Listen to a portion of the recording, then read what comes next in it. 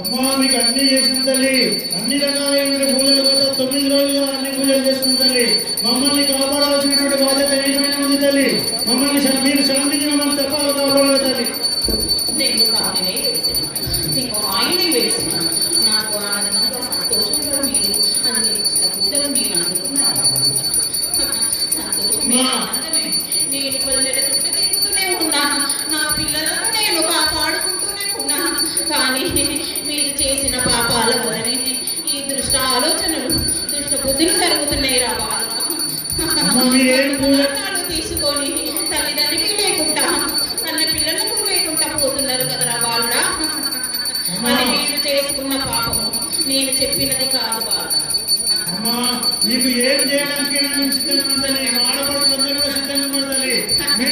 మీరు చెప్పిన క్రమంగా మేము పూజ చేయడం సిద్ధం, ఏం చేయమంటే చేస్తాం సిద్ధంగా ఉండాలి.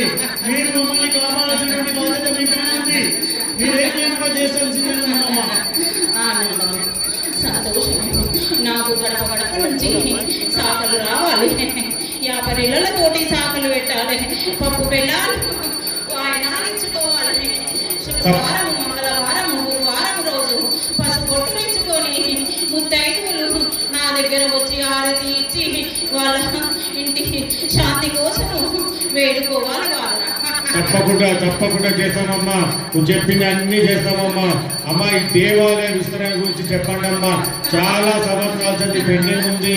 మీరు మాకు శక్తి ఇస్తేనే మేము కట్టగలుగుతామమ్మా. ఖచ్చితంగా ఈ సంవత్సరం అన్నా ఈ దేవాలయ విస్తరణ కావాలమ్మా. మీరు మమ్మల్ని ముందుకి నడిపించాలి తల్లి. నేనున్న దగ్గరనే ఉంట బాలుడా, నన్ను మాత్రం ఎక్కడ కలపకూడదు. మీరు నచ్చిన విధంగా, మీరు ఆలోచన చేసిన విధంగా, మీరెంత పెద్దగా చేసుకుంటే అది మీ బాధ్యత. కానీ నేను ఎక్కడున్నానో అక్కడనే ఉంటాను. తప్పకుండా చేసే